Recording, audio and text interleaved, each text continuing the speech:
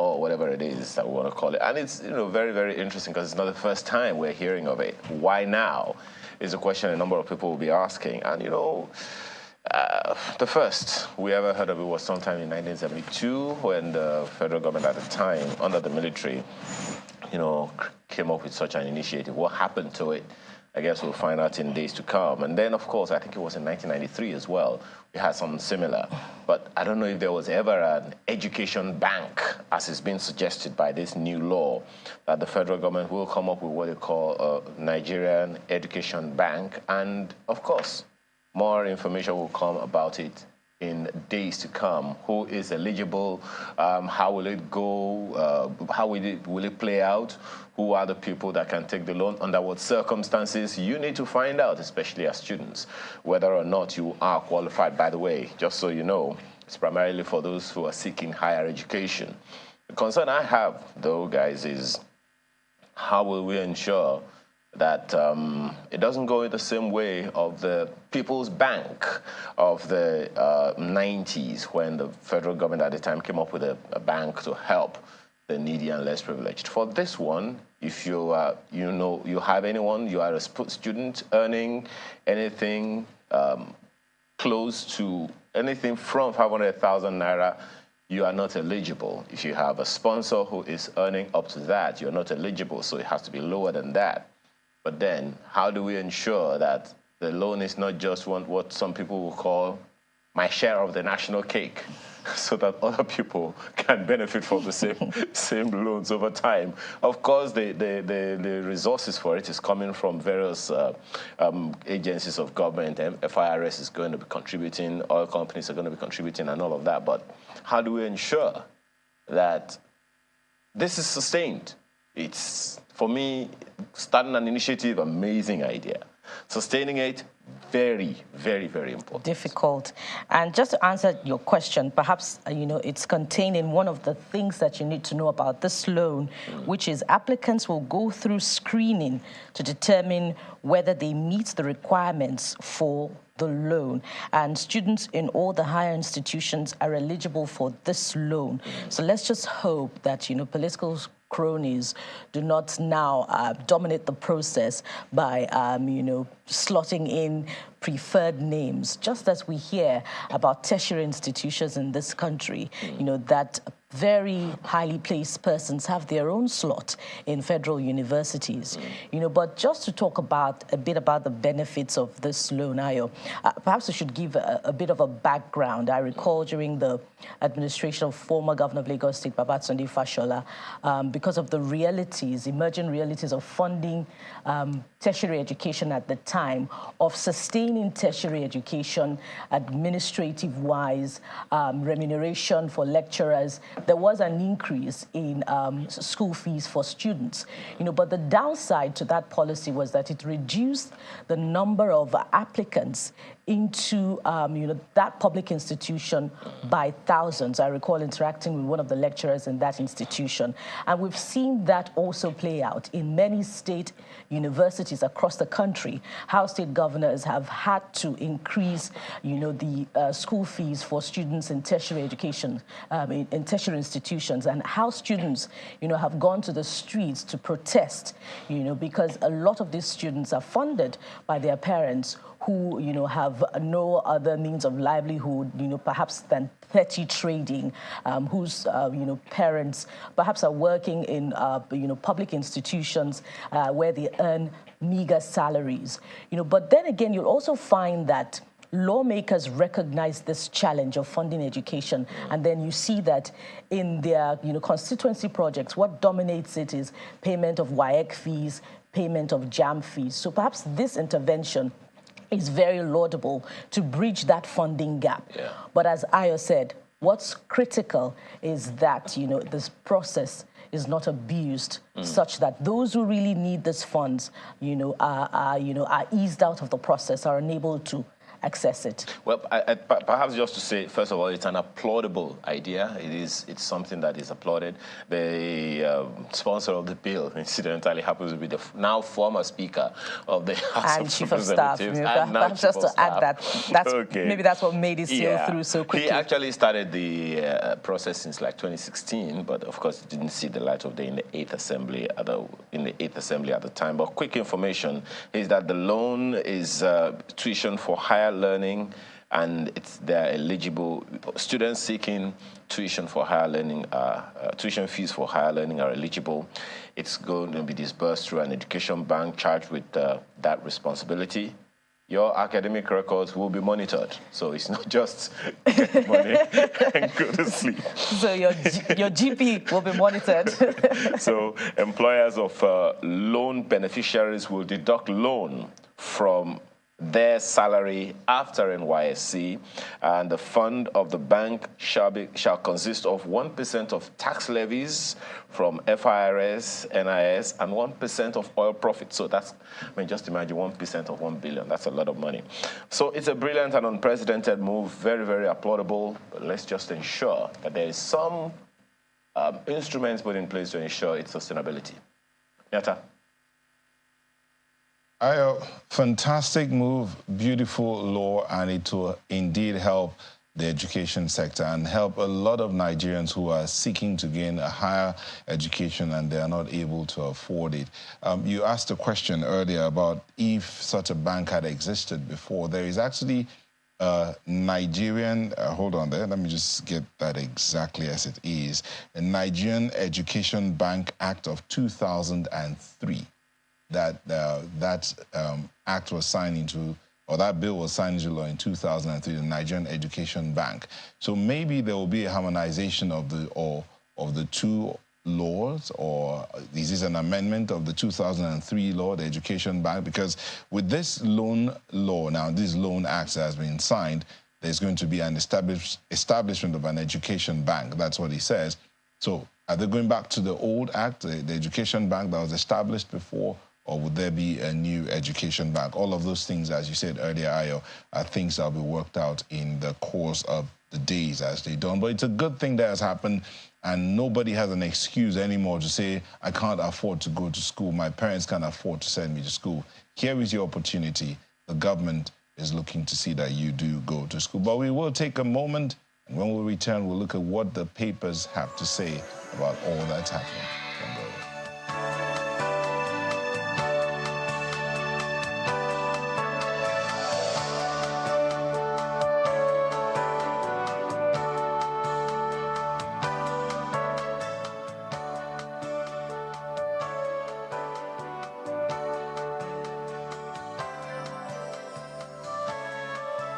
And we are starting out with a look at the papers with the Guardian newspaper. And this is what it leads with.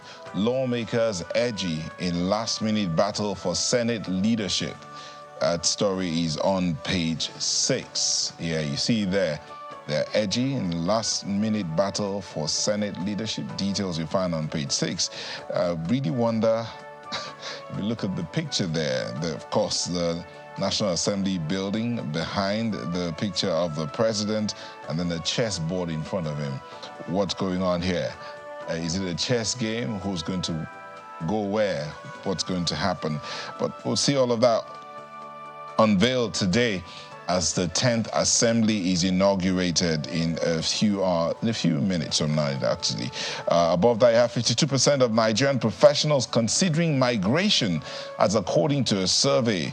You check page 7 to see who conducted the survey, how far and how wide was that survey, and how true is this. But if you do speak to a lot of Nigerians, a lot of young Nigerians, and even some of the elderly, if you speak to them, they'll tell you how much they would want to go somewhere else, to try out some other things. And beside that story, you have indigent students to access education loans. Yes, we talked about that earlier. It's on page 4. You could be the one that's qualified. You go apply for it in the next few weeks, I guess. Heavy rains leave Lagos roads in shambles. That's on Metro page 12. If you see that picture there of the roads that are failing Lagos state government, to the rescue. About 500 billion naira lost to anchor borrowers program is on page 6, news page 6. How could Nigeria have lost 500 billion naira to anchor borrowers program? Is it that they were not paying back the loans they borrowed? And that's it from The Guardian here. Ayo, Buki. Yes, indeed, Nyota. From The Guardian, let's take a quick look at Leadership newspaper. Leadership newspaper also leads with the big event of today, and this is how it is captioned. Anxiety as 10th NASS elects presiding officers today. Take a look at the riders. Akpabio, Yari in last push for Senate presidency. Wase, Jaji, Onoha still in speakership race. That's interesting. Abbas Kalu's support base swells to 290 members. Well, the opposition also says we have our own support base. Let's see what happens today, of course.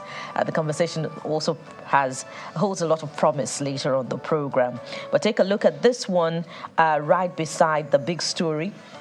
My advocacy for power balancing twisted. Well, if you find it in other mediums, the complete statement is twisted by agents of division. And it's the vice president speaking here. Find all the details where he spoke if you take a look at page 12 of Leadership newspaper. And this one right under that story of the vice president is equally important. Parents beg for release of 92 Chibok girls. It's been how many years counting now, Ayo? Quite some, since 2014. 9 years counting, and quite a number of girls are still in captivity, and those also kidnapped that are unaccounted for. Perhaps, the administration can, take more decisive steps to ensure that those girls are released and reunited with their parents. And lastly, before we exit Leadership newspaper, you'll find this one as well. Gunmen kill 1, kidnap 2 monarchs in Bauchi. Let's leave it there for Leadership newspaper. It's D-Day. That's the way this Nigeria newspaper opens the story this morning. That's the lead story of this Nigeria newspaper. NASS, it's D-Day. And look at the riders. Akpabio, Yari is in Aso set for showdown over Senate presidency. Wike, Makinde, other governors storm Abuja, mobilized for Akpabio.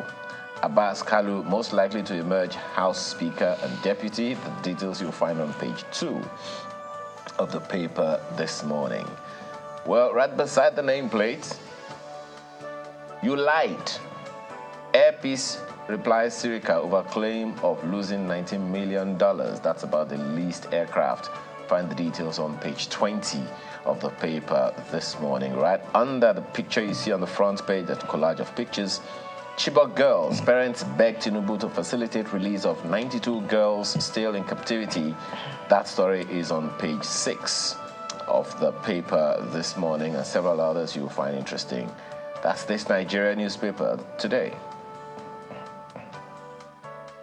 Abuja Inquirer is what I have here, and they have something else they're leading with. Gunman shoot U.S. Embassy official in Abuja. That's what Abuja Inquirer is leading with.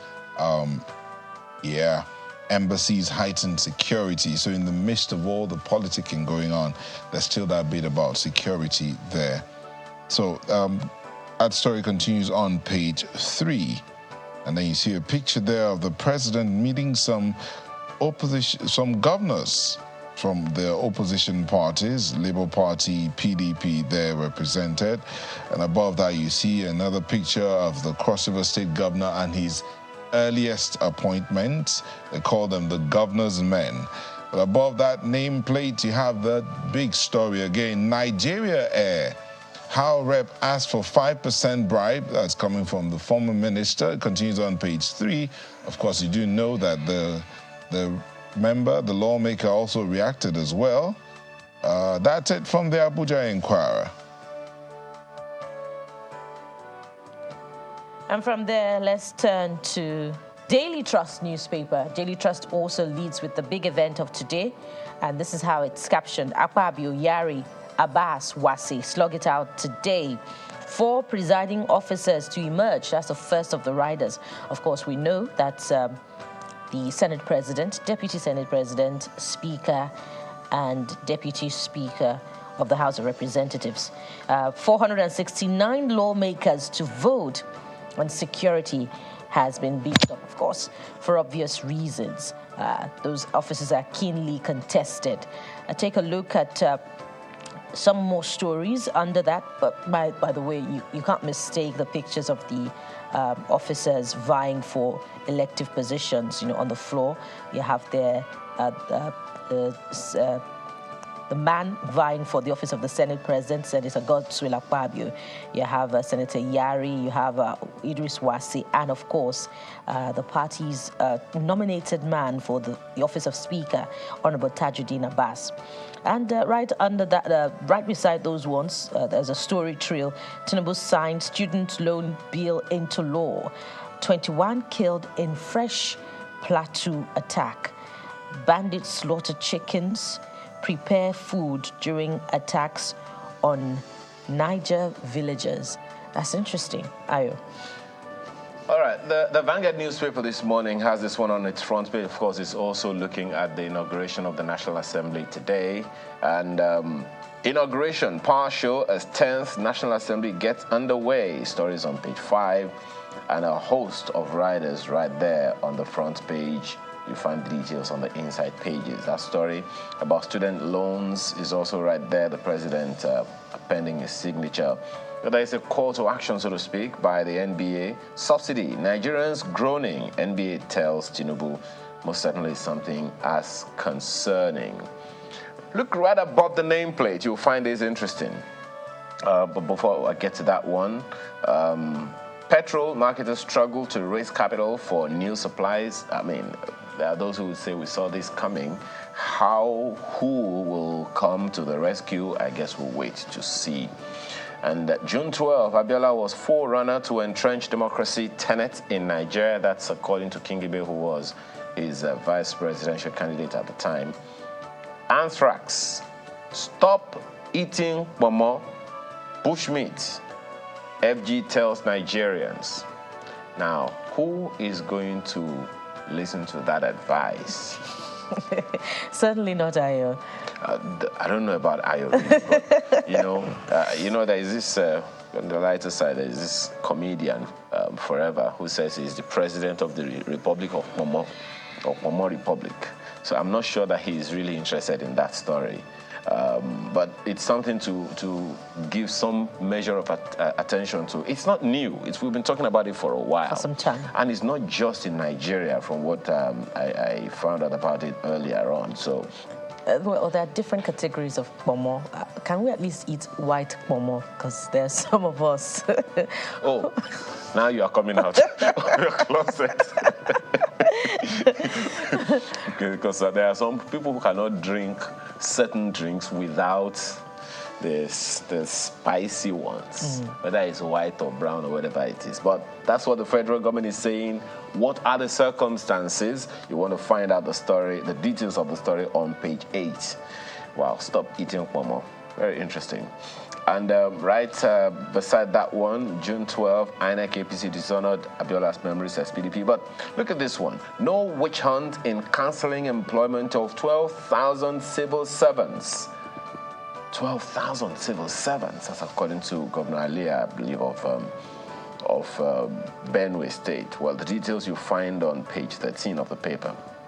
As a Mr. and Mrs. economic reality there. Oh, certainly. Yeah. Mr. and Mrs. has this one. So Mr. says, oh, so because I don't know how to knot ties, you called me a bushman. You have to respect your husband. A bird in hand is better than 1,000 in the bush. Mrs. Standing Akimbo says, you see, only a bushman knows what happens in the bush. As the Vanguard newspaper this morning. Of course, who else do you expect to know what happens in the bush if not a bushman? It has to be someone who's there that will know what's there.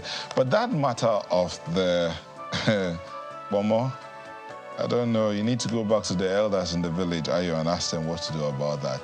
But let's move on and look at what the New Telegraph has to say here. And that, you see the picture there of the two front runners for the seat of the Senate office of the Senate President. And winning team to renew the hope of Nigerians. Well, you see the president and the vice, and below, which of these two? Which of these two? Well, who knows? But then above that nameplate, and that's an advert anyway, but that above that nameplate is high wire politicking as members elect leaders. That's above the nameplate, senators, reps in last-minute lug rolling. Again, Northern elders warn against imposition. PDP debunks reports of NASS minority leadership stance. You check page 2, 3, 9, 10, 11, and 27 for more details on that story about the 10th NASS. It's going to be, and reports reaching us have so far that even as we speak, the gates are not open to any vehicles, so most of the lawmakers are having to walk into the National Assembly complex for security reasons, I guess. Beside that one, you have revealed how Nigeria lost over $56 billion to oil theft subsidy. Check page 2 and 8 for details. We'll see the riders. $70 billion investment lost in petroleum industry. Subsidy, marketers can't restock. Shut fuel stations. Okay, so the question then will be, what some of those fuel stations, some of them have fuel, but they are shutting down, maybe because they are not able to sell at the prices they want to sell. But that's the story there. Check page 2 and 8 for more details. Tinubu signs students' loan bill into law is on page 4. Family begs FG. Pay MKO Abiola's presidential entitlement. Well, I guess conversations will still continue around that request by the Abiola family. Check page 2, 4, and 6 for details. And then this one about export. Nigeria's export within Africa dips by 29.3% to 665.9 billion naira. After that's first quarter of 2023. You check page 3 for more details on that. And that's it from New Telegraph. And very quickly, let's take a look at the Nigerian News Direct. And Nigerian News Direct chooses to lead with something entirely different apart from what's happening at the National Assembly today. And it's on our conversation, what we started off with.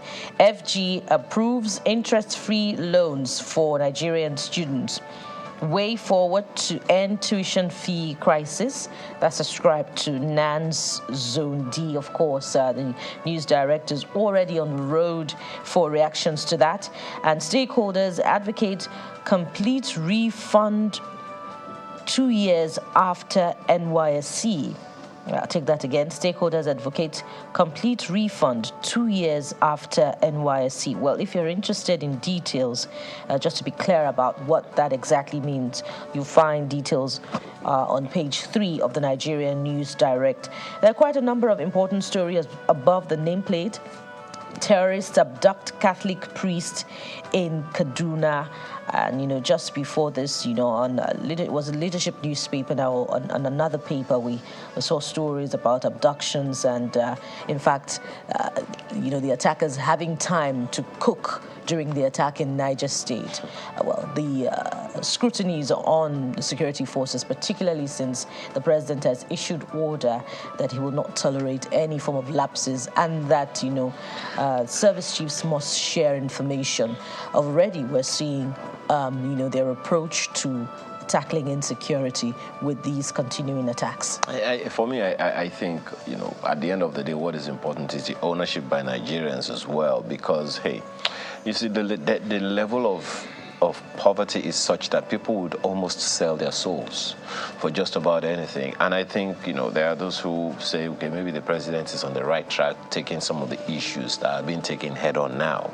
But if the people have loose cash, they have access to make some living, significant living for themselves. So, okay, the president has promised a living wage. I guess that's also subject of interpretation. But, if people can earn living wages by themselves, whatever it is that you do in the nation, you earn a day's pay that can actually take you home. I think, all of these issues of insecurity would be significantly reduced, and people can go to their eyes to bed with their two eyes closed, which is one of the. I guess that's a good reference to the kinetic approach to tackling insecurity, other than using arms and ammunition. But right under that perhaps it's a follow-up to the discussion. I will repay your sacrifice with quality governance. Quality governance is tackling the insecurity issues in the land. And lastly, from the Nigerian News Direct, also from Democracy Day, Governor Abiodun promises to preserve memory of late MKO Abiola with good governance. And of course, we'll keep our eyes on that to ensure some form of accountability. Absolutely. Let's leave it there for the Nigerian News Direct. And that's where we also leave it for the papers this morning. We're back right after now to take on the issues for the day, principal among which is the National Assembly leadership. Stay with us.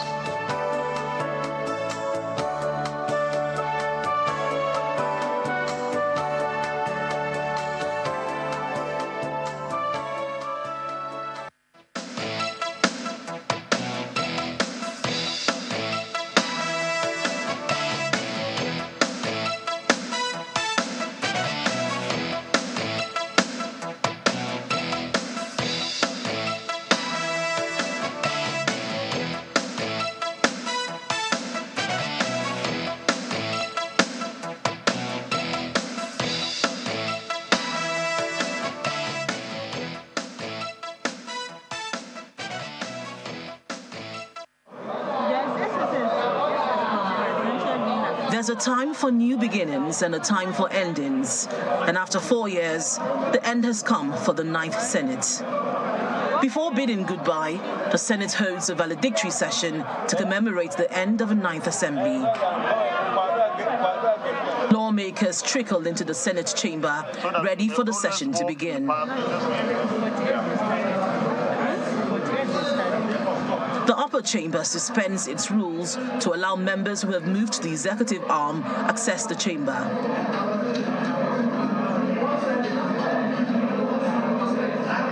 The Senate clerk presents the certificate of legislative service to the Senate President, Senator Ahmed Lawan, and the Deputy Senate President, Senator Ovie Omagigi. The Senate President then issues the certificate of legislative service to his colleagues. Senator Obinna Joseph Ogba, please. The floor is open for remarks by senators. Some of them are emotional as they recount their experiences in the last 4 years. I went through one of my best time in life in the Senate, and I also went through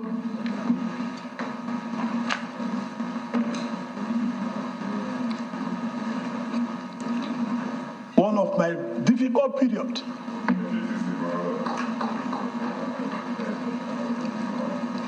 Also in this Senate. Before I came to the Senate, before I came into politics, I can buy anything body can buy. I'm not a thief.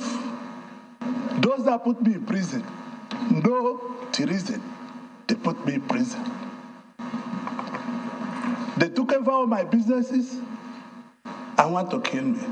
But I survived it. I'm in the Senate with you people. Since I've joined this National Assembly, it is always time for us to come and say goodbye to people that you don't want to part with. Yes, we have done all we could. We have cooperated that much. But can we say we have succeeded when 75% of us are not coming back? It's also an avenue for the legislators to offer words of advice to the incoming lawmakers. We have to make the necessary sacrifice, which starts with the new 10th Assembly. And so I will urge the government and the 10th Senate to look at the issues of the political and administrative structure for the people of the FCT. So, Mr. President, for the incoming Senate, please, and you will be the special advisor to that particular Senate, special advisor extraordinary. Once a motion is taken on the floor of the Senate, and that motion is also taken in the House of Reps, or vice versa, and if the agreement is the same, then the executive must be compelled to adhere, to give effect to that particular motion and the prayers therein. The issue of the Gender and Equal Opportunities Bill, I want to request that the government makes it an executive bill so that no senator and no member of the National Assembly will be able to have a dissenting voice. The President of the Senate makes his final speech. A healthy and constructive relationship between the executive and the legislative arms promotes stability and continuity in governance. By working together these past 4 years, we have positively addressed pressing national issues, resolved conflicts, and maintained political stability, which is crucial for economic growth, social development, and improved public trust in the government.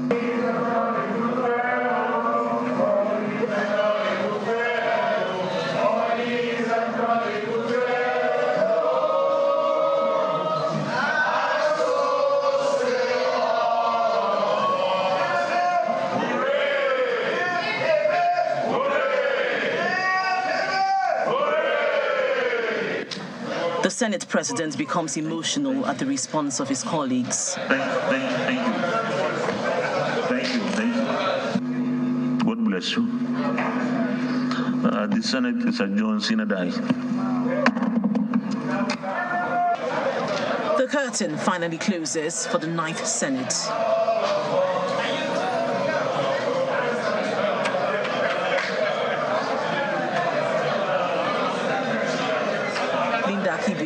Channels Television News.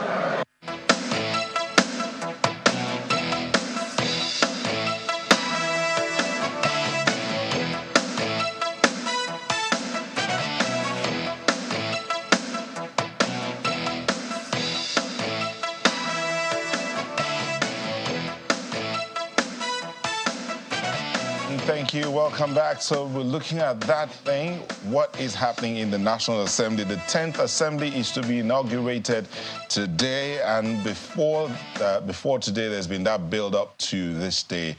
Who's going to occupy which seat? How is it going to work out? The back and forth, the lobbying here and there. And at the end of the day, is to produce a National Assembly that will work for the people. Now, there's something else that ahead of this inauguration, there was an alteration to the Constitution, the 5th alteration, number 8, 2023, which altered section 54, 96, and 311 of the Constitution to stipulate a quorum of at least 2/3 of members-elect for inauguration or first sitting. Before now, that wasn't the situation. How would that affect the workings or what's going to happen today? But these are conversations we'll look at as we go into this. And we have here in our Abuja studio, immediate past National Publicity Secretary of the People's Democratic Party, Mr. Kola Logbodion. Thank you for joining us. Thank you very much. Good morning, and good morning, Nigerians. Also here is Honorable Bimbo Daramola, a former member of the House of Representatives, 7th Assembly, right? Yes, correct. And a former member of the APC, and a former member of the SGP. You're quite traveled. No, but that's not extensive enough. It's not extensive enough. No, he was also. I guess he was also in. Bimbo was also in PDP. No, I wasn't in PDP. I was in PDP by association. By association. Okay. Good to have you, gentlemen, here. So we're supposed to have a third guest who was a former chairman of the House of Reps and Senate Committees on Rules and Business, but we're hoping he can make it before the conversation ends today. So let's start out here. Mr. Daramola, let's start with you. I mean, all that has happened to the build-up. Mm-hmm. I mean, you were in the 7th Assembly. Right. Now, the most dramatic of them. The most dramatic. But was it as dramatic in terms of selecting a leadership or electing a leadership as this 10th Assembly has been? Well, at another forum, I had reasons to say this. Every one time we get to this point of electing the leaders of the National Assembly, we get into this frenzy just happens, okay? And it's unfortunate. Only yesterday we were talking about Democracy Day. And then people were, congratulating themselves and saying all kinds of niceties about democracy and all of those things. But let me make it clear to you that dissension or opposition is to democracy what friction is to movement. If there's no friction, you can have movement. Now, the nexus between what I've said and what you see, the frenzy that is in the air today about who imagines, what you call the build-up and all of those things, is the fact that our democracy has not matured in process and in principles or in full compliance with the principles to the extent that we allow the natural order to prevail. You understand? Now, what democracy preaches is freedoms. All the charters are spices to democracy. And so, all of this frenzy that we see today may not have been necessary, what you call the build-up, may not have been that necessary if people had allowed, or if we get to a time in our democracy and democratic practice where we allow things to just run of their own accord. Now, you talk about the election of leaders into the National Assembly. Let me make it abundantly clear to you. There are only 469 electorates. What's the frenzy about? And the Constitution and the House rules, first and foremost, the Constitution has made it abundantly clear how leaders will emerge in both of the houses. It says that, I think it's section 50, subsection 1, that members of the National Assembly shall, and that emphasis is shall, where the law indicates shall, it means it cannot be varied, shall elect one out of themselves for themselves, okay? And what that seeks to do is to create an environment where the judgment and the discretion of the electorates, 469 of them, will be supreme. However, we may have, democracy also allows for extraneous influences. Oh, the wishes of the party, the wishes of leadership, and all of those things, But the truth of the matter is that at the end of the day, the bottom line must be a respect and total caving in to section 50, subsection 1B, where the Constitution clearly says that members of the National Assembly shall choose. Once we get to operationalize that section of the Constitution, we would not have this frenzy and the build-up that you've talked about. Some people have cited usage of money, coercion, this and that, and inducement and all of those things. During our own time, 7th Assembly was most dramatic, I told you. But going forward, and I believe that under a president like Asiwaju Bola Ahmed Tinubu, who has been in opposition for the greater part of his life, okay? I believe that, and then supported by his wife, who is also a senator, and then the chairman of the party and all of those people, the National Secretary. I believe that the maturity level of our democratic practice, particularly with election of leaders for the National Assembly, will get to the optimum mark where all of this frenzy and the build-up that you have cited may not be necessary. You know, you've used the word maturity for Nigeria's democracy almost like 3 or 4 times in the course of your submission. But let me bring it to Mr. Lobodian. This matter of maturity of our democracy, weighed against what many will say is our kind of democracy, our kind of people that we are. There are those who argue that we shouldn't even be talking democracy the way the rest of the world is talking democracy, because we don't behave the same way the rest of the world behaves. I mean, there's a standard for every household, and there's a way the households behave. So how should, when we keep saying our democracy is not mature, but some of the things happening now, how does that play out? Thank you very much.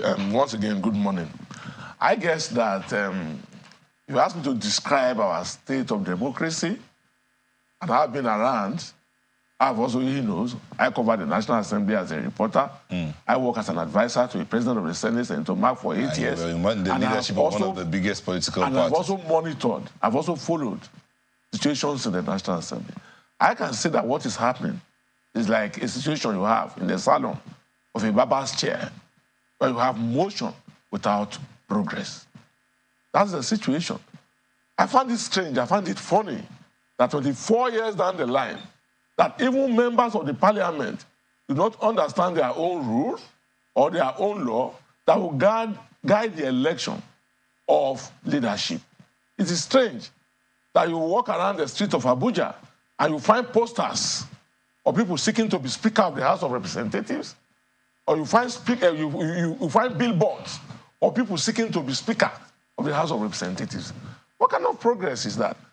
In your own time in the 7th Assembly, were those seeking to be presiding officers posting posters in the city? Were they building billboards in the city? Like he rightly said, this election is just within the members of the House of Rep and the senators of the Federal Republic. And I think that it is very convenient, it's very easy for them to sit down and choose who will be their leaders. We've had that system for a number of times. And if you also look at it, what is happening today, you discover that the intimidation, the insults, the character assassination, the demeaning allegations against fellow members who are aspiring to lead the House is totally uncalled for. Like I've always believed and I've always said, what happened in the parliament is a reflection of what happened in the outside world. Because those who go to the parliament go there from the outside world. And it is also political, it's politics.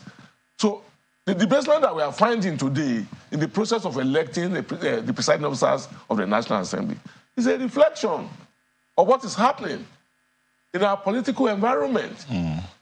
So for democracy, yes, we are growing, but it's a motion without progress. Rather, we're having a situation whereby even the lessons learned in the past or from the assemblage of the past are quickly forgotten, and people are even retarding this progress. I think that's my own thing. So when you talk about lessons learned from the past and people looking back, let's take a step back a bit and look at this 9th Assembly, Honorable Damola. They've called themselves, I mean, in that report we want to describe themselves as the most people-friendly parliament, in the sense that they passed laws, they looked at laws and bills, rather, that are very people-oriented. They will always talk about the electoral act, they'll talk about the Students' Loan Act that's just been signed, and the electricity law that has also been signed, and things that can help Nigerians get involved indeed. So how would you describe the 9th Assembly, even as we begin to look at the 10th? Well, by natural order, you will expect that the son will achieve more than the father. Mm. You understand? So, and then the father should achieve more than the grandfather. That's the natural order. But you find situations where that order may not be applicable. But the truth of the matter is that the jury is in town. Nigerians will be in a position to fully assess what the 9th Assembly has bequeathed to Nigerians for all of the entitlements, all of the perks and perquisites of office that they've enjoyed for 4 years. I believe very strongly that there's some milestones that the 9th Assembly also have to show for the period, just like the 8th, just like the 7th. In terms of people centricity, what I would advise is for us to, in the United States, there's a body called the Congressional Watch that actually does the detailing of every assembly, how every action, everything that assembly gets to do affects an average American on the streets. They go to employment, they go to living wages, they go to infrastructure, they go to security. Is America safer now? And all of those things. And all of those things are products of enactment. You understand? Mm. But I'm afraid that we don't have that in Nigeria. So what most of us do now is a recourse to what the lizard does when he falls from the iroko tree, nods his head and says, I've done well. You understand? I believe very strongly that some of the things that the 9th Assembly has done will endure for a while.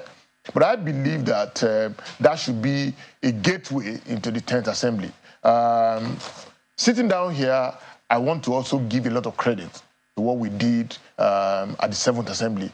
Everything that people know about fuel subsidy today came from the 7th Assembly. Everything.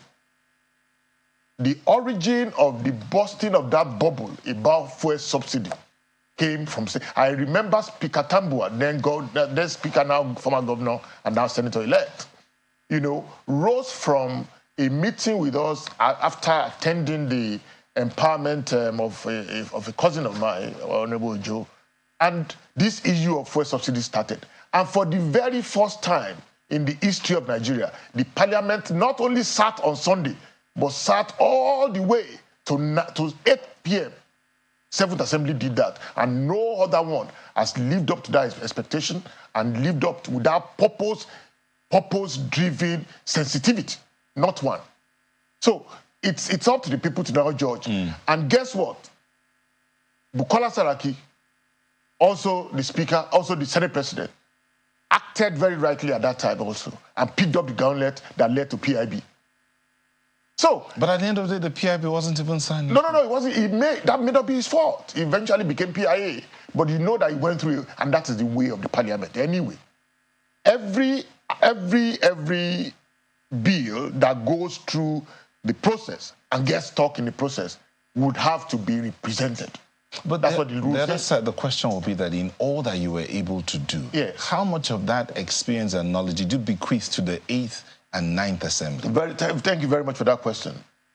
When I left the 7th Assembly, I discovered that for one of the reasons why we have not fully institutionalized the parliament is because nobody exchanges handover notes. And the turnover rate is so high, so huge. This same assembly, everybody that came in newly to that House of Reps, 80% of them did not return. And so, for all of the training that they've acquired over time, they lost them. And then hang on. And then, so, I proposed, one of the things that I also proposed when I became Chief of Staff in the same National Assembly, at the 8th Assembly, was that there must be a handing over note. The same, it's an office. It is not to gratify human beings. It is not to gratify position holders. So, if the consciousness is deepened at the 10th Assembly, that every member, we go on oversight, we don't even have notes that we have taken. So, how do you put that in the hands of your successor? Where does it start from? 80% of guys who are going to be inaugurated today, by the way, congratulations, guys. 80% of them that will be inaugurated today are starting from a clean slate.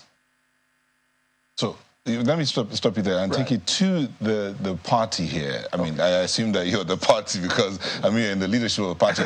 How is it then that your members who are not returning and probably handing over to another set of your members in the same position, for instance, do not hand over notes? Is that not part of what you... It's not as per the job of the party, mandating them or instructing or directing. It is not a responsibility of the party.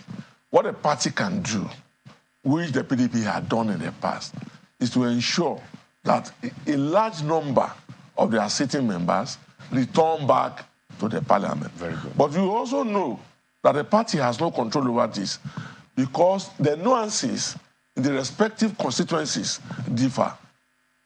Until very recently, where we were able, in my own federal constituency, where we were able to elect Honorable T.J. Yusuf for 3 terms, the situation had always been 1 time on, 1 time off. 1 time in this local government, 1 time in another local government. Until the local government came to an awareness through the instrumentality of a former Deputy Chief of Staff to the presidency, Chief Shola Akomode, that look, we cannot continue like this. If we proceed like this, we cannot have achievement as a people. And he put his feet on the ground and said, look, let T.J. Yusuf go back in 2nd term. And from there, we're able to have him in the 3rd term. But you see, beyond that, I think what we should, the Nigerians should demand is that we should not shut down every bill after the life of a set of the National Assembly. That's very important. That's where we are missing the point. Okay. And there are also no people there. When we bring a new set, like I said, anyway, congratulations to those who are coming in now. But like I said, close to 80%, or maybe about 70% of those who are coming in are totally new breeds. They don't even know, for them to even grasp to have an understanding of the way Parliament works in terms of parliamentary procedure, processes and procedure. All right. They will need at least 2 years. Okay. We will take a short break, and when we come back, we'll give you an update on what's going on at the National Assembly, where the inauguration should be kicking in a few minutes. You understand, it's starting about 8 a.m., but we'll bring you updates on that when we come back from this short break. Please stay with us.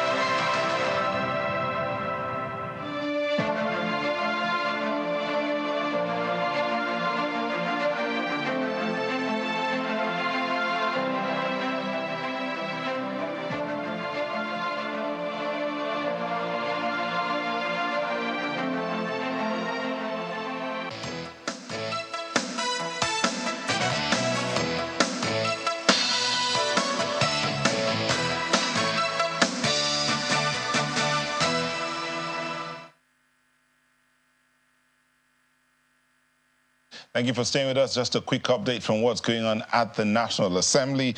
All is set for the commencement of the inauguration at the Senate, as senators, including the Senate President, Ahmed Lawan, are in the Red Chamber ahead of the commencement, which has been changed from 10 a.m. to 8 a.m., so in about 6 minutes. That's going to happen. The time was changed last night. The Secretary to the Governor of the Federation, Mr. George Akume, is also present. The former governor of Kano State, Abdullahi Ganduje, is present as well. Now, earlier today, there was a situation at the National Assembly. The gates were locked and security heightened. Lawmakers couldn't get access to the building. There's had information that the inauguration was likely to change. The timing was to change, and so all of that happened real quick. Lawmakers were seen, as you can see in that footage, coming down from their vehicles and walking into the complex. I understand that there was a bit of traffic at the gate, and so they had to come down because the gates were locked to walk in. Again, I guess that was done to ensure that those who are not meant to be there do not find themselves in that space. Okay, so let's come back to this conversation now. We've since been joined by Senator Ita Enang, former chairman, House of Reps and Senate Committee on Rules and Business, emeritus advisor to the President on National Assembly Matters, and gubernatorial aspirant APC Akwa Ibom State 2023. Lieutenant, thank you for joining us. Thank you very much. You missed quite a bit of our conversation earlier, I apologize. but I'm sure you were following. Yes. So, but let's start off on this one. You, being a former chairman of the Rules and Ethics Committee in both the Green and Red Chamber, this portion of the Constitution recently amended to maybe give impetus to what's happening today. Section 54(1)(a) says, for the purpose of the inaugural and first sitting of the Senate or the House of Representatives, the quorum shall be at least 2/3 of all members elect of either the Senate or the House of Representatives. It's never been that way. I mean, the Constitution never had that portion, as in fixing a number for quorum. Why now? The situation is that the Section 60 authorizes members to make rules. That is the standing orders. And there was something that happened in the 8th Assembly. And that was that, I think that was in 2015, when during the Saraki Ekweremadu inauguration. And APC, that was their first experience or incursion into governance. That was the first time APC won election. Yeah. And APC, most of them came from the state houses of assembly. And most of the leaders were leaders of state houses of assembly or governors who have the practice of the governor must agree as to who will be what before they all put them in a bus and write them there. And what they did was, at that time, while some people were at the International Conference Center trying to sort out the leadership, who will be the Senate President and the Speaker, a group of persons who were pre-briefed, and of course, don't forget, that was also the time the standing orders were changed, when the mode of voting was changed from open voting to secret ballot, so that you don't know where anybody votes, and of course, it's still the separate situation. Now, when they went into the chambers, they were not up to 1/3. And the clerk seems to have been pre-briefed, and the clerk seems to have been tuned in, because it was the clerk that was responsible for the amendment of the rules, as it were, you know. So, because at the time the rules were amended, we had all vacated the assembly. That is, the rules were amended after the dissolution of the House. So the members present, when it was .10, the clerk or the knock moved in and started taking the roll call of members. Members were not up to 2/3 or 1/3. While the group of Ahmed Lawan were meeting at the International Conference Center trying to sort out the situation, the Saraki bloc had moved into the chambers, and the clerk, pre-briefed, and who is bound by the proclamation of the president. Exactly. Bound by the proclamation of the president. Had, at the dot of 10, according to the proclamation, moved in. And they were not up to 1/3, but he started taking the roll call. And by the time the other people got the idea, came in, there were some other issues that blocked them. In fact, I apologize, there were artificial roadblocks that were created on the route that weren't even needed to be blocked, because I think there was extra mobilization. So it was necessary for the Constitution to be amended to say that for the purpose of the inauguration, there must be at least 2/3 of the members elect present before the inauguration can commence. So I expect that that will kick in today, because the clerk will ensure that although the time is in and it enters at the time of the proclamation, he must ensure that, taking the rule, that there are 2/3 of members present before he can start the process. That is the history of that amendment, and is to cure the mischief that was created in 2015. You call it mischief, but you also said here that the clerk was bound by the proclamation of the president. Yes, I said that. So, well, so why call it mischief when the law, the Constitution, gave them room to say any number of you can gather, so to speak, yes, and carry on with proceedings. And the clerk was bound again by the standing orders, as it were, because the standing orders said at least 1/3 shall form a quorum, as it were. But now, 1/3, no, but now, for the purpose of inauguration, only 2/3 under the Constitution can suffice. I think I would draw the word mischief. I think it's too, because it would have been a mischief if it was the provision then and it was not obeyed. Yeah. But it is to cure and address that situation, not a mischief. Let's see, our colleagues. You want to? Yes, I just wanted to say something, because I heard you saying that the timing of the inauguration has been changed from 10 a.m. to 8 a.m. Yes. That is not what is contained in the proclamation. And just like the erudite legislator has just told us on this platform, proclamation in itself is a law or a convention, because you must abide by everything that is contained in that maybe it's possible. If they move forward, the timing of the proclamation, that in itself is a subterfuge. So maybe they moved the timing to give their members enough time to get in there and be 2/3. Is that possible? To 8 a.m. from 10 a.m. So that the process will start at 10. It may not be the time proclaimed for the sitting, but for arrival maybe arrival procedures.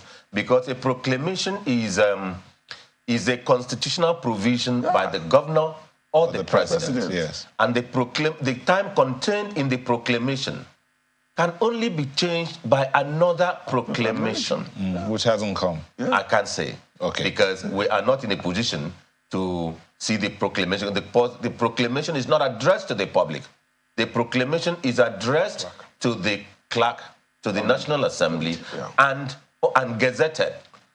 So it's also possible that there's been a counter-proclamation or another proclamation which we are not aware of that might have moved the time from 10 to 8. You call it strange, but we're not there. We'll get to find out as well. But hold on. My colleagues in Lagos have questions for you. Ayo.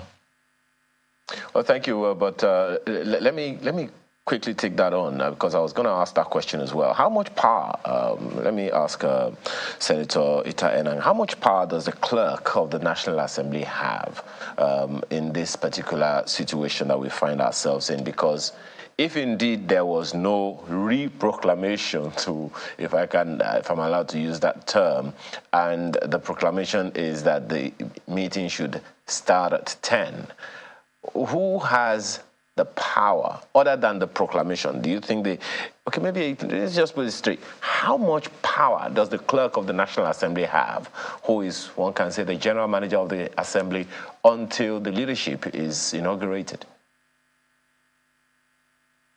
The clerk has powers, one, as stated in the standing orders, and second, he is bound, extremely bound, and without a discretion to follow the proclamation of the president.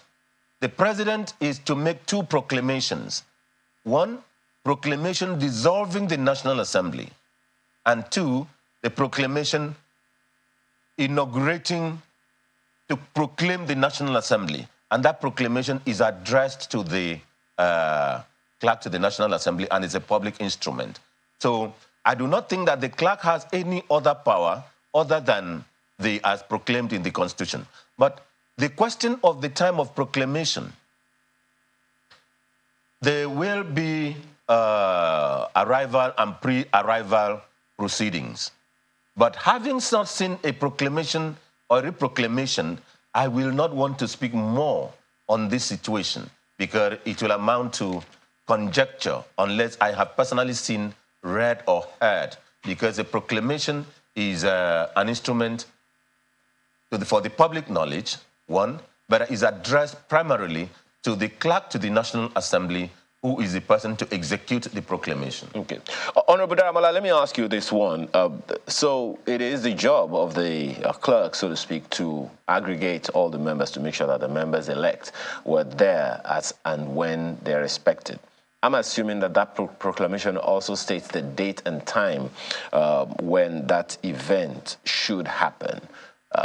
But from going by the experience of what we had in 2015, when that, the adjustments that Senator Enang just spoke about, do you see a likelihood of such a thing happening again in the light of the continuous tussle that we've heard until now, Honorable Daramola? I don't see that happening. That's number one, because the scenarios are very different. In fact, they are poles apart.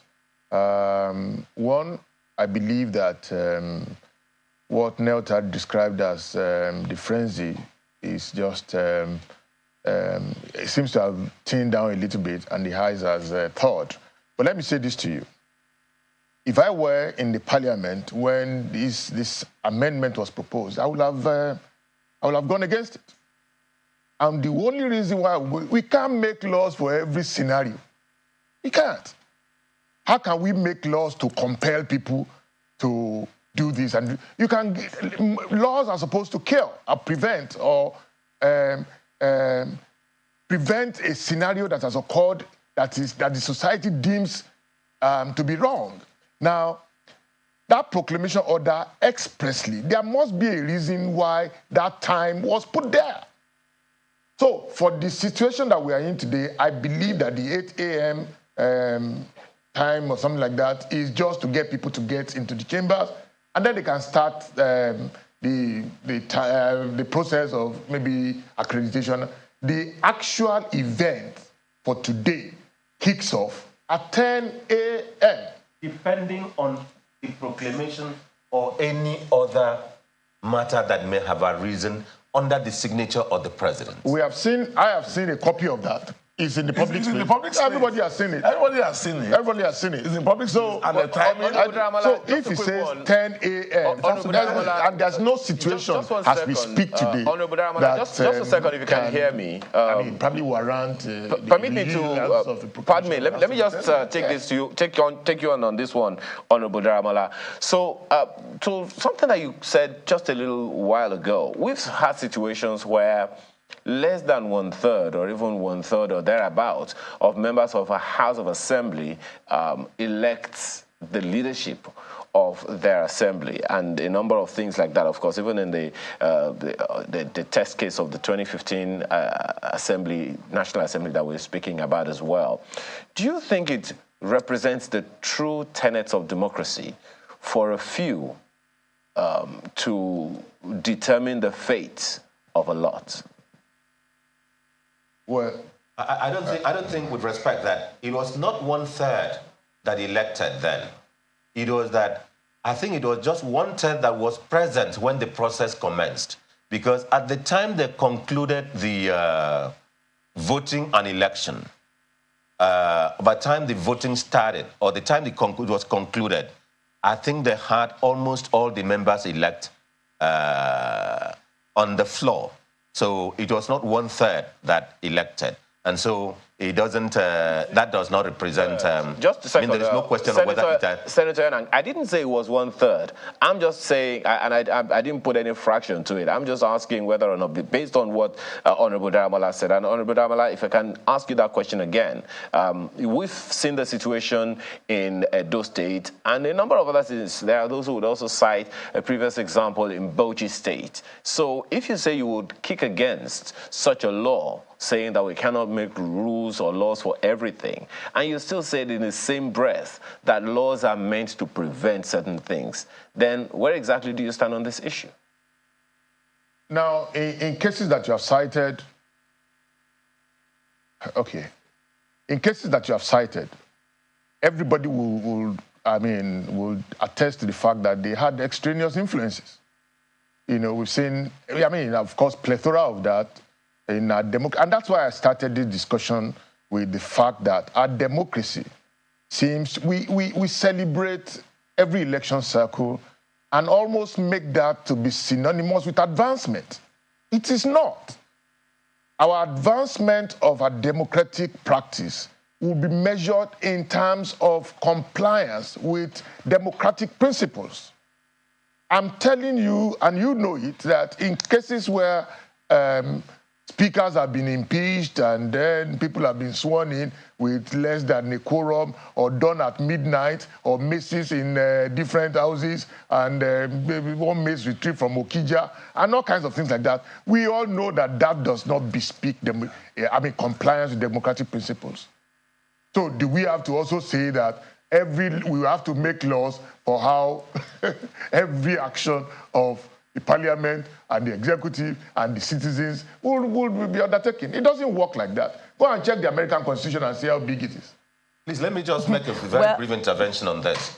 From what has happened in Edo State and what happened in Rivers State under Amechi, under Governor Amechi as he then was, and the way the House of Assembly was treated in Rivers State under Governor Wike, and the situation in several other states where the legislature has been made like a parastatal, I am of the opinion, and I have made this presentation at intellectual fora, that the question of proclamation by the governor should be readdressed.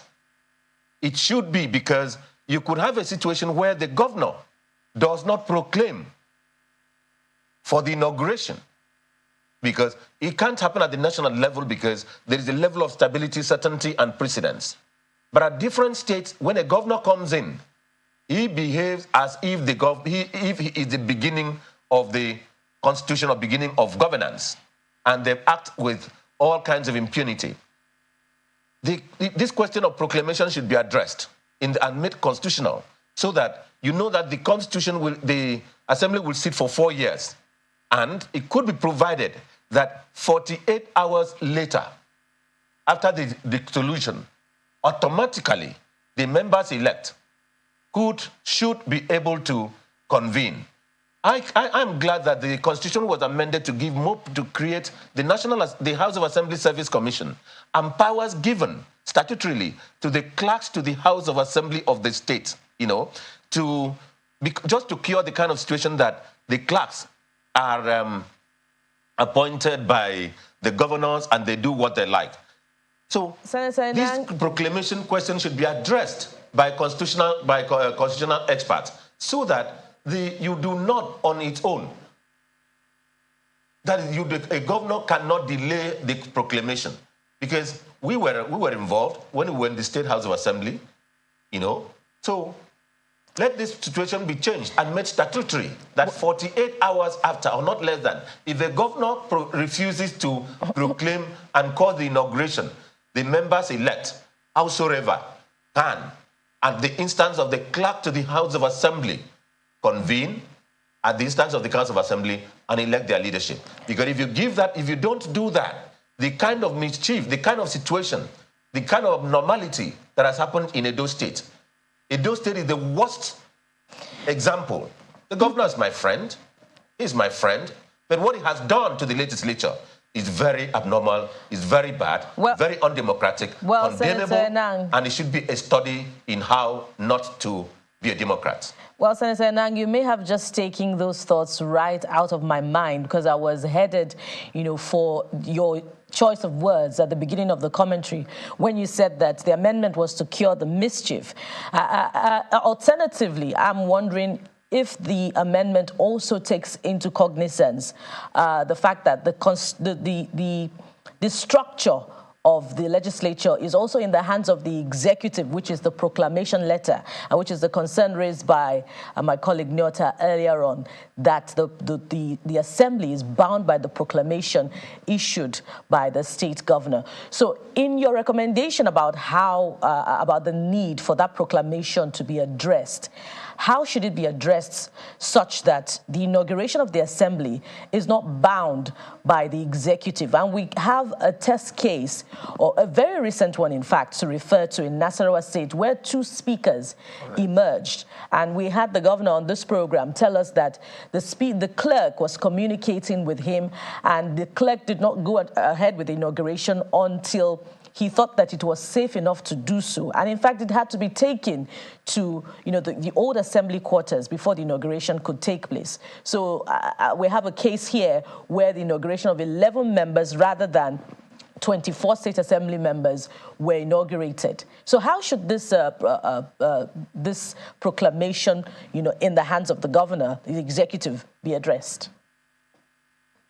Let me add Governor Sule, my friend, the governor of Nasarawa State, to the description and condemnation that I have given to the action of the governor of Edo State. I add him to it. And of course, the inauguration the governor has supervised or superintended in Nasarawa State is condemnable, is illegal, unconstitutional, because you must have the 2/3 present, because the amendment that was done for the National Assembly as to quorum, is the same that was done for the State Houses of Assembly. Let me come to the Nasarawa states and, in fact, other states. And let me take even the case of Akwa Ibom State. Now, Akwa Ibom State, yes, it has been inaugurated. But the governor, the immediate past governor, His Excellency Governor Udom Emmanuel, did something very odd and unconstitutional before he left. He took somebody from the civil service and appointed her as the clerk to the House of Assembly. That is unconstitutional. And I believe, and I have asserted, that Akwa Ibom State House of Assembly has no clerk, because the Constitution says that the clerk, the law, there is the House of Assembly Service Commission. There is the commission constituted. That clerk ought to be appointed by the House of Assembly Service Commission. The governor and the executive has nothing to do with the appointment of the clerk. The duty and functions of the clerk is to ensure and cause the inauguration, manage the inauguration completely, totally, and absolutely. And so the House of Assembly in Akwa Ibom, like any other house, has a constitutional question. That's number one. The House of Assembly in Nasarawa State is constitutionally faulted because the clerk has no business with the governor. With the greatest respect, I respect my friend, I respect and I appreciate what he's done in terms of development, and how he has carried our party away. I mean, how he has carried our party up in terms of his performance and infrastructure. Now, that is Governor Sule. But the way he managed and my apologies, just a second Assembly to bring this information to us that proceedings at the National Assembly have already commenced at this time. Of course, if you check your time, this is 17 minutes past 8 a.m. already. Proceedings at the National Assembly have commenced, and of course, as Neota mentioned to you the other time, some were already seeping. Members of the Assembly were already seeping in. Some other government officials were already seeping into the assembly, and that is what you have there. The proclamation has been made. The process has begun, and as the events unfold, we'll bring you updates on the go. Yes, go ahead, Senator Nangi. We're going to address how the proclamation in the hands of the governor should be renegotiated. It should be done constitutionally. Not that the power should be removed, but it should be that the proclamation should be within 48 hours after the dissolution of the previous assembly.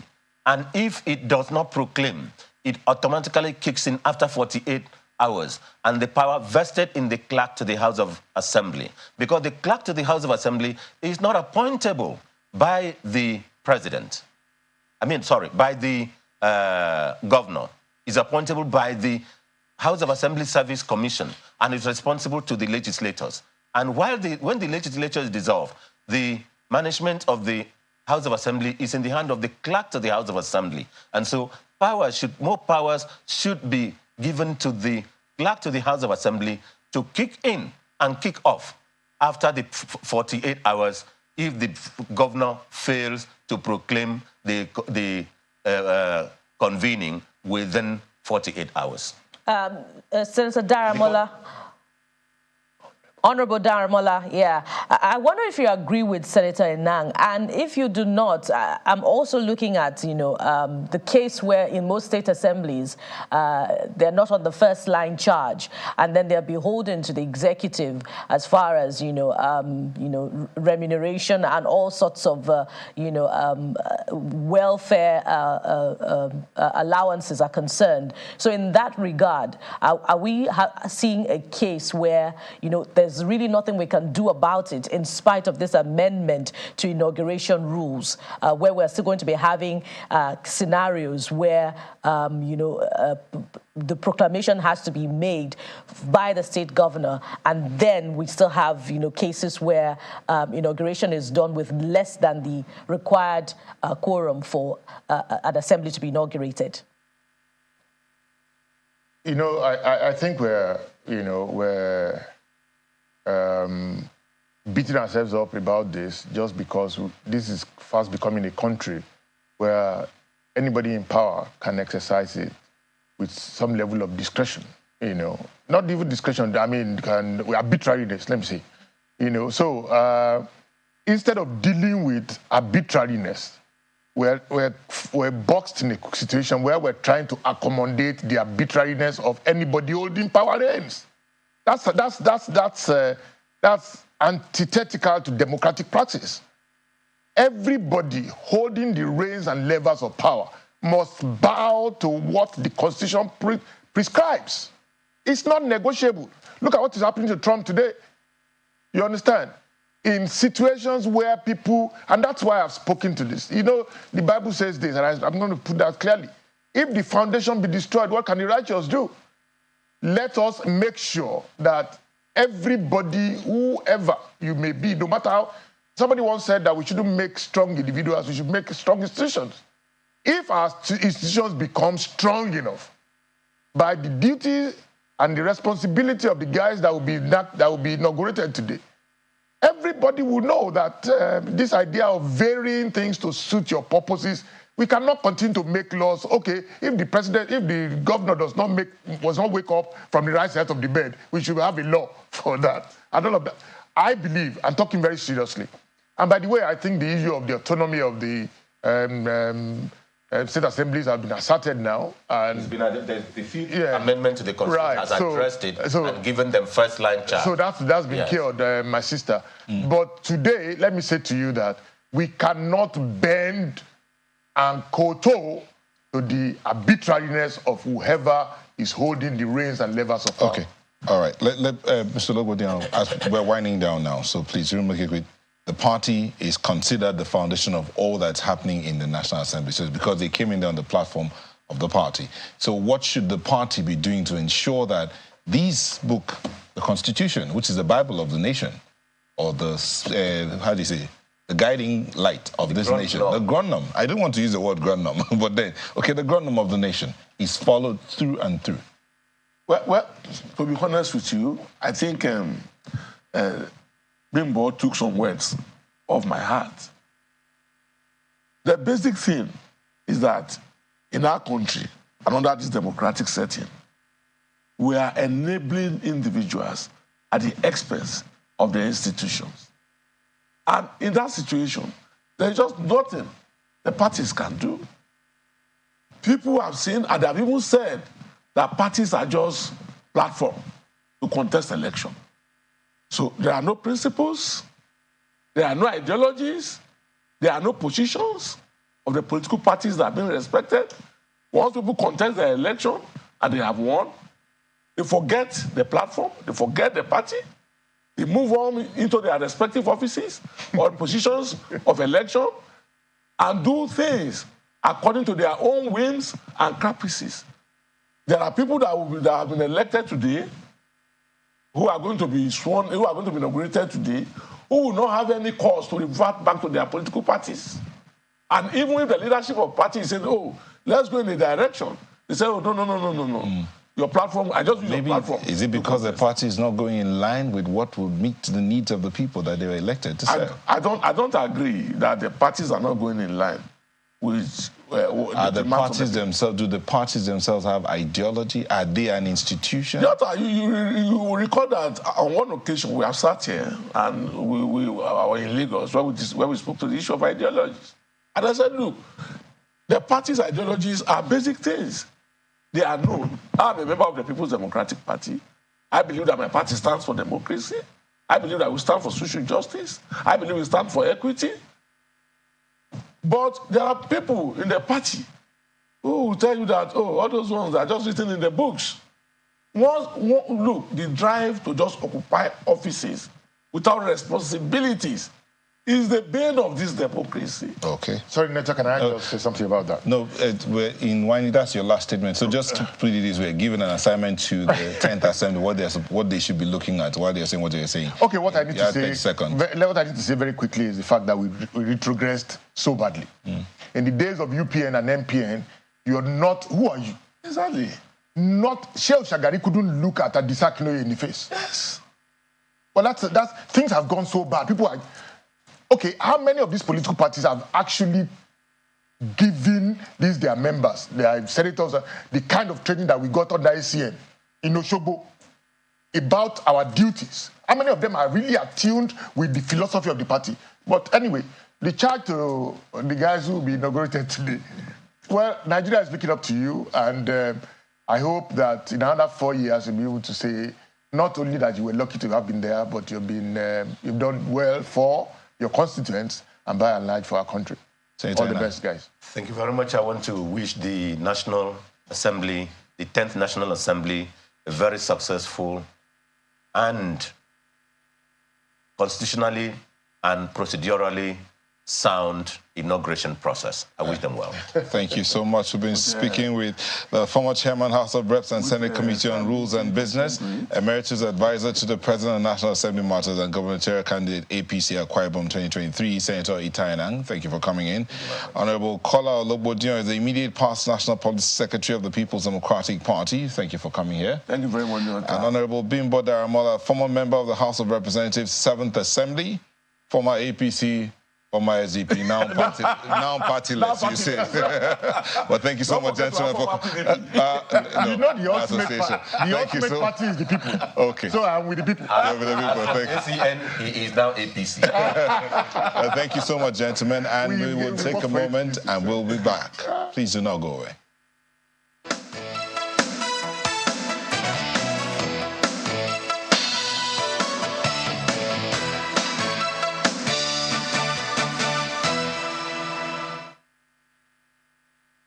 When you have cavities, it hurts so bad it makes you miss school. Even football. But we prevent cavities before they form with Colgate. Colgate locks calcium in. Keeps cavities out.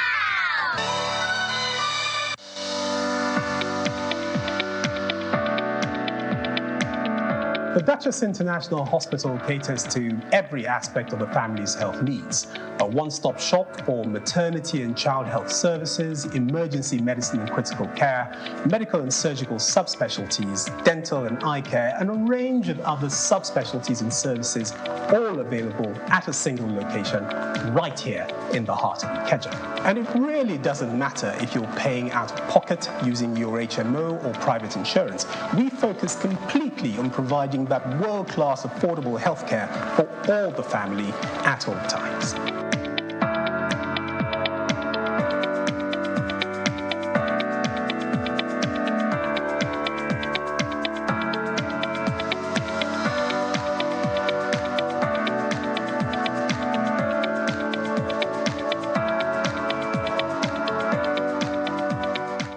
Nigeria is being looked upon, that this time around we should produce a very strong president who will be bold and courageous in character, who will be able to deliver Nigeria to our usual space of being the leader of the continent. So we don't want to allow any domestic distraction to distract him from succeeding. So we are going to pledge our support, work in synergy with our senators-elect to ensure that the election of tomorrow will be free and fair. You must have heard that the president, in his wisdom, organized a small committee, technical committee, to help coordinate the process of tomorrow's election, which, by my position as the chairman of Progressive Governance Forum, I'm chairing that technical committee. And the work, we have done so much work to the extent that God has blessed our efforts, that the majority of the senators elect are now in sync with the position of the party. And by the number of people and the effort we have put in place, it is our hope that tomorrow it may even be a consensus event. But to the glory of God, we pray for that. And at the same time, hoping that should we go into an election, Akpabio's acceptance as of today cuts across the party, political party we belong. We shall do everything possible to ensure that we meet the aspirations of Nigerians. We hold public hearings before we take any decision. It will be the decision of Nigerians for the betterment of Nigeria. We think Nigeria first. Every senator, irrespective of political party, must come into the chambers as a senator of the Federal Republic of Nigeria. And so we have a lot to do. We must assist the President, Bola Ahmed Tinubu, to put the right policies in place by our own, putting the right legislations in place to make sure that business thrives and we create employment opportunities for Nigerians. And I assure you that every senator is important.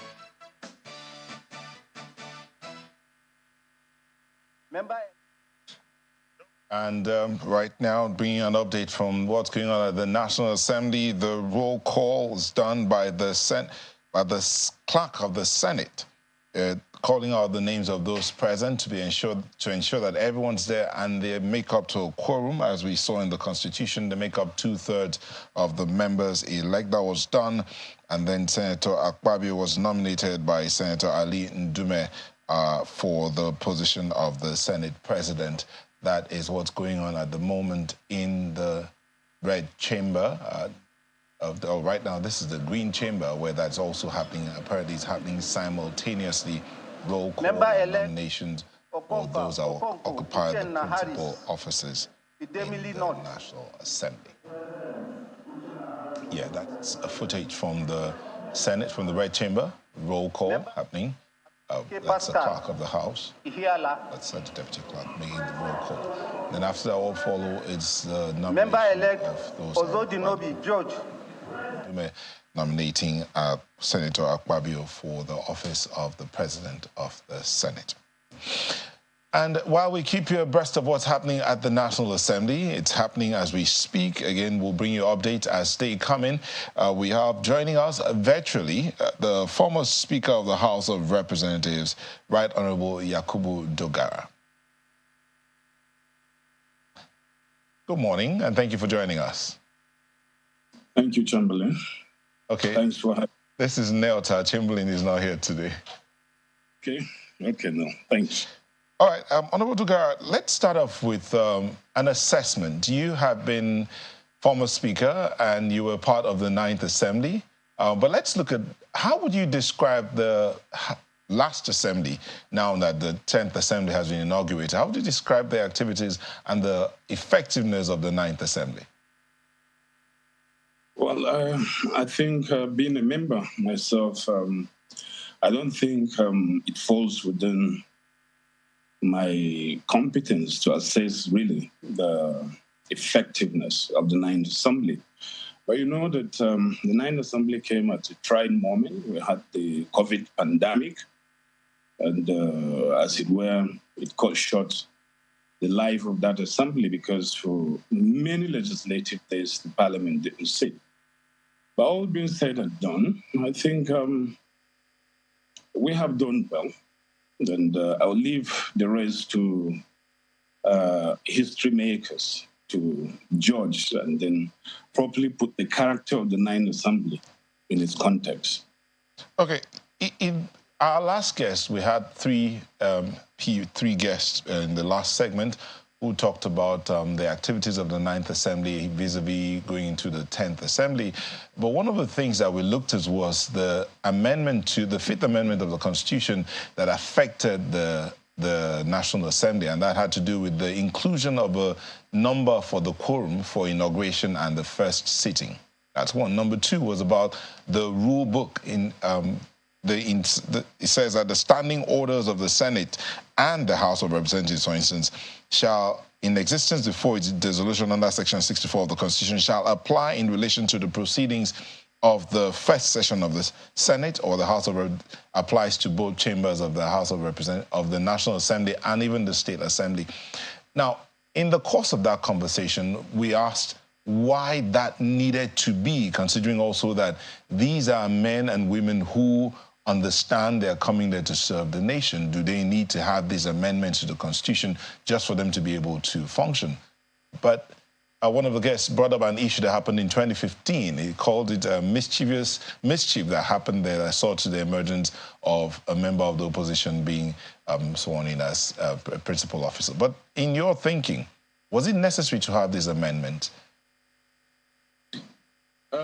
I would say that it's absolutely not necessary. And attempt to re-litigate the events of 2015 as done by Senator Ita, to me is ludicrous because some of the things he asserted were actually not true. You know, but I think he was a bit redemptive in his approach at last because he talked about the proclamation of the president. And once the president has made a proclamation, it doesn't matter. That proclamation has to be carried out.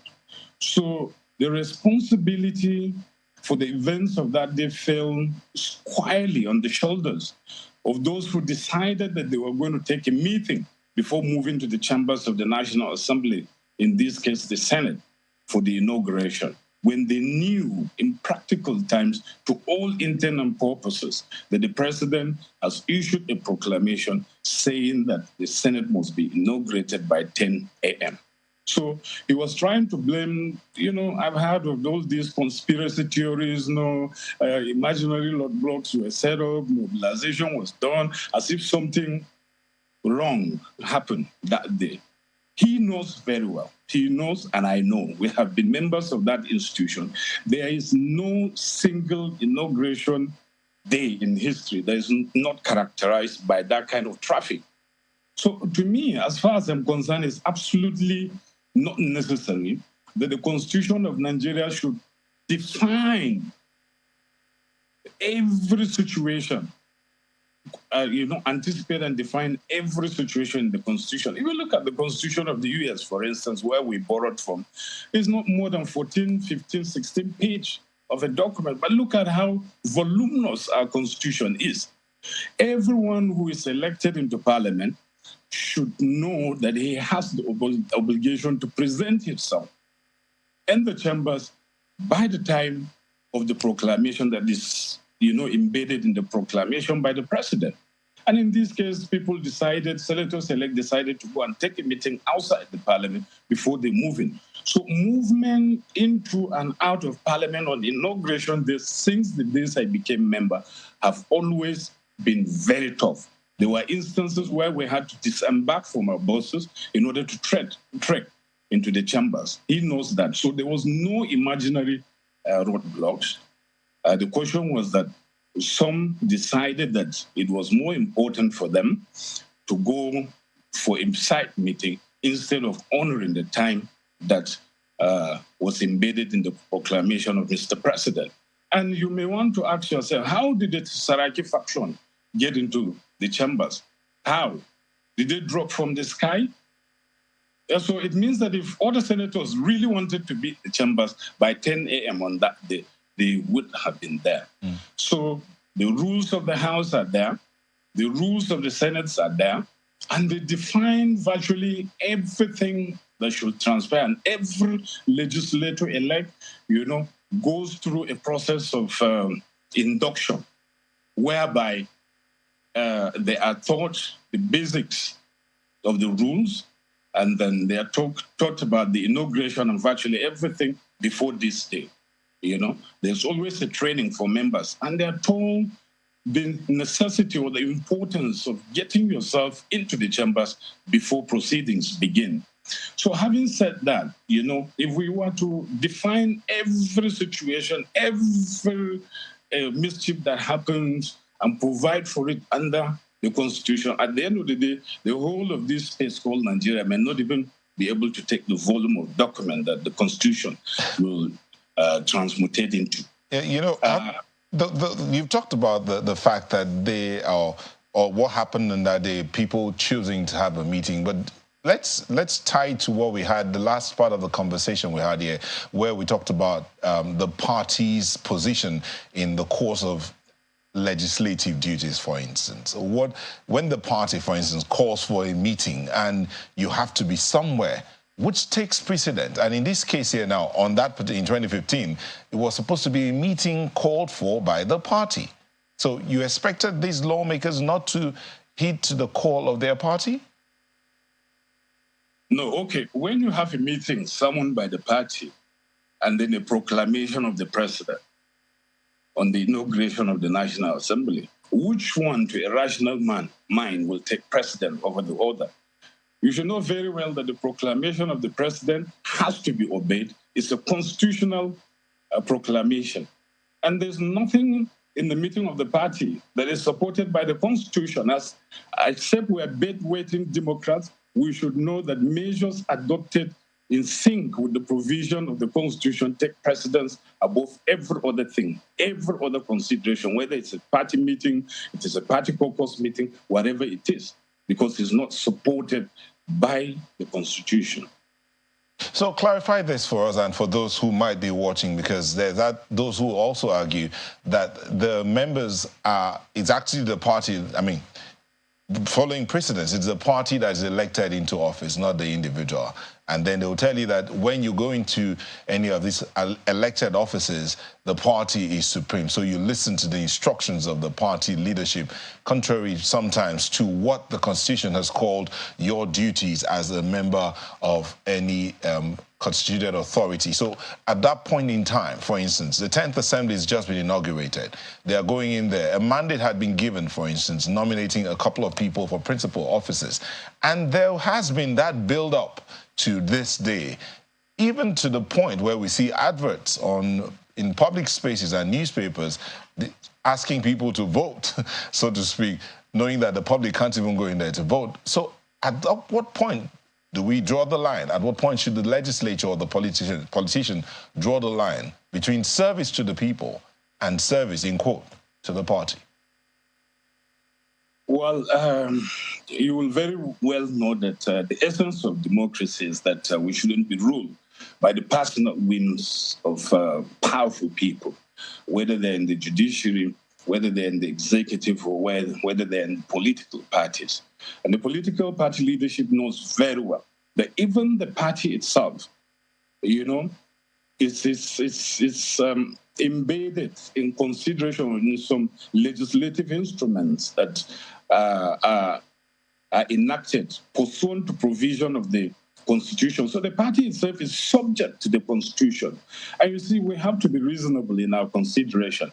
We ran into a situation where the president has issued a proclamation, and then to all intent and purposes, the party now calls a meeting in a manner that will violate the proclamation issued by Mr. President. So when you run to this kind of situation, what you do is for you to obey the law, because we are ruled by laws, not by the personal whims of anybody. And if the party sincerely wanted to do anything, it should have been done outside the timing embedded in the proclamation issued by the president. And let me say this, why is it that the executive is always interested in who becomes the presiding officer in either houses of the National Assembly? Why? Why? Because if we are statesmen, someone has said that a statesman is a politician who places himself at the service of the nation, while a politician is a statesman who places the nation at his services. We all know that, to all intent and purposes, the essence of democracy is to save us from tyranny.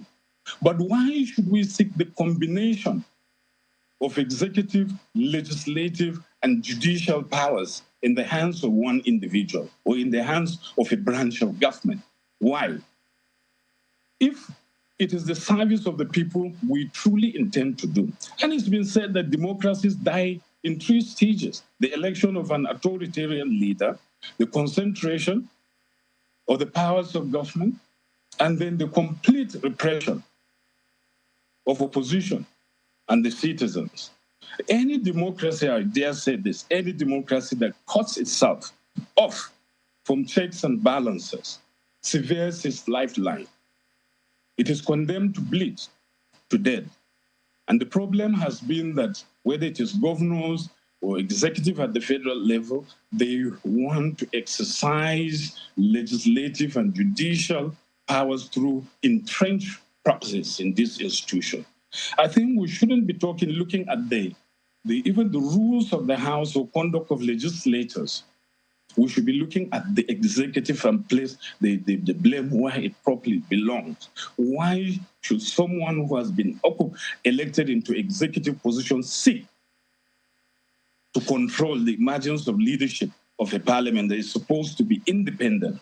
And I must say this, once you don't have an independent parliament, it is democracy in recession.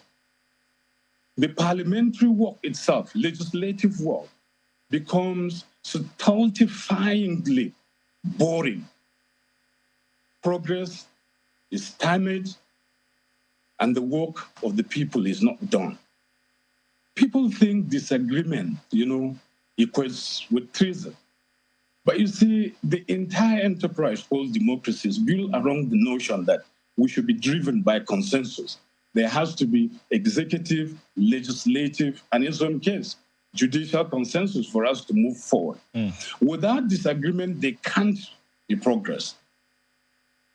So Honorable Dogara, you see, you asked a question earlier, if I may come in here, you asked a question earlier about why it looks as if those in the executives want to somewhat control what happens in the legislature. But then the legislature, going by the Constitution here, is empowered to oversight what goes on in the executive, so to speak, not just enacting laws. Okay, one, enact laws. The other duty of the legislature is what? To do oversight. Does the executive control how the legislature does its oversight? Should that be the situation?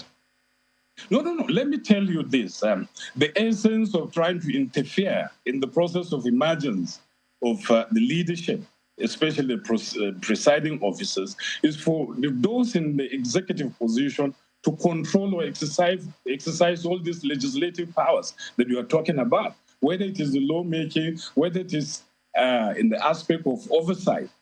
They want to be able to say, these are our boys, we put them there, so they should do our bidding. And that is why I said, once you have a compromised parliament, once you have a parliament that is not fiercely independent, it cannot do the job of democracy. It cannot do the job of the people. The reason simply being that even if I were to be the person, I know that I'm appointed to be the leader of parliament by Mr. President. And you don't know what we pass through. There are times you are sitting on the dais as speaker, there are phone calls coming.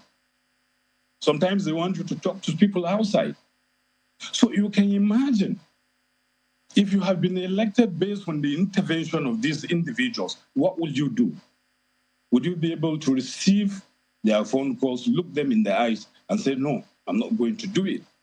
But where you have parliaments solely in charge of determining who becomes their leader or presiding officers, that freedom is always there to look at issues before them, apply their conscience to it, apply their wisdom to it, and take decisions that are in the best interest of the nation. But where you are put there, the saying becomes very true, that he who pays the piper dictates the tune. So as far as I'm concerned, I don't know the fears exercised by the executive, such that they are always driven to want to control the parliament, to put people there, to exercise legislative authority through the hands of Honorable Dogara, if you don't mind, my colleagues in Lagos would come in here. They have some questions, but just before they do that, let's just give this update. Senator Ishaku Abu has also nominated Senator Abdulaziz Yari as Senate President. The nomination of Senator Yari is followed by a point of order raised to counter the nomination, but senators raised voices claiming a point of order is not admissible in this case, though the point of order was raised due to Senator Yari not being a ranking member of the Red Chamber. The clerk has declared nominations closed. In absence of further nominations, the contest will be between Senator Godswill Akpabio and Senator Abdulaziz Yari. 109 senators are present in the chamber, and they are present to do their votes. But over to you, Ayo Ambuki.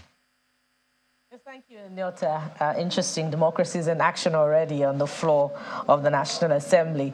Senator Dogara, anyone who listens to you, I imagine, may not particularly express surprise, given that your election has been repeatedly cited ahead of the debate, trailing the inauguration of this 10th Assembly, has been one that pulled the, rug beneath the feet of the political party that chose another candidate, i.e. the election of former Speaker, also former Governor, now Senator-elect Aminu Tambuwal, as doing pretty much the same.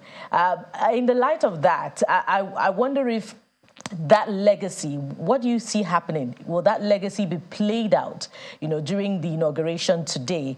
And if it will not be played out, what do you think about the fact that the preponderance of members-elect in this 10th Assembly being first-timers? How will it affect, the pressure from the political party to have their way in terms of the election of key officers into the National Assembly? Well, I missed the first part of your statement, but I believe I understand the issues raised, and I should be able to address them. Well, for me, honestly speaking, I don't see a repeat of those. I don't see a repeat of those scenarios emerging as you alluded to. And honestly speaking, without sounding a bit pessimistic, I want to believe, I hope I'm wrong, but I believe that the days of standing up to tyranny in the legislature have long faded. There's no road to Damascus moment here. I think salvation or redemption is very far. But whether we like it or not, I don't know. Like I raised the question, why will the executive always be interested in picking who presides over either of the chambers of the National Assembly? In most cases, as legislators, most especially some of us who have stayed there for long, we know those who have the onions, we know those we trust, we know those we believe, we know those that have the capacity, to exercise leadership on our behalf. But, when it comes to determining this, whether it is from the point of view of the executive or the political parties, in most cases, what they do is just to sit down there without proper consultation with the membership and say, no, this person must be the presiding officer based on their own completely, extrinsic consideration without regard, to the feeling of members.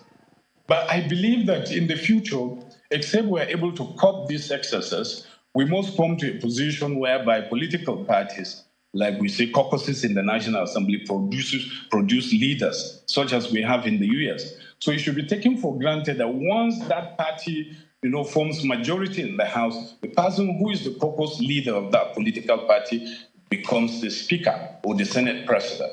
That way, I think we'll be able to deal with all these issues. But I don't see the scenario of the Tambuwal scenario or my own scenario emerging at all. Well, perhaps it also speaks to one of the scenarios that also came up earlier. Now, you've spoken about the party as well quite a few times here.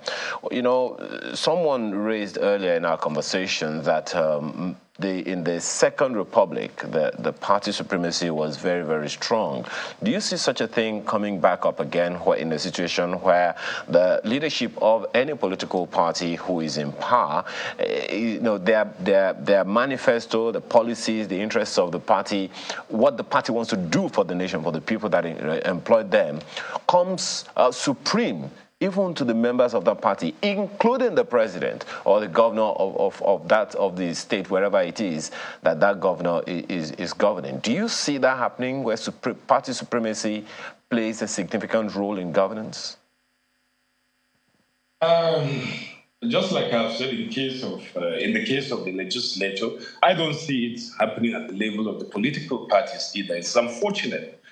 You know, the reason why parties were supreme in those days is attributable to the emergence of the leadership of the political parties. My very good friend and brother, Honorable Bimbo, raises the question of in the days of NPM and others. You know, there was no much interference in the emergence of the party leadership. But if you look at the political parties today, how did the leadership emerge? If you ask yourself that question.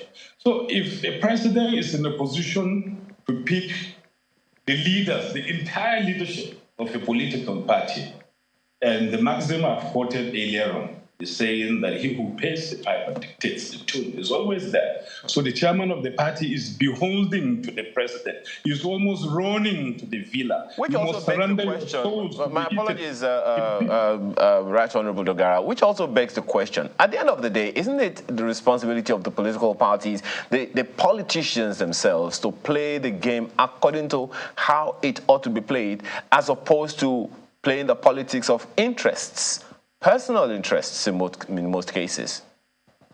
I totally agree with you. And I think that is the point I'm trying to make, that we must act in the overall interest of the nation and the stability of our democracy. But in most cases where, you know, we are going for favors, you know, taking the position we're advocating requires resistance. Now, resistance is not about comfort. It entails suffering and sacrifice. And when you resist, you tend to lose a lot. And a lot of people are not in a position to do that, to exercise their powers to resist.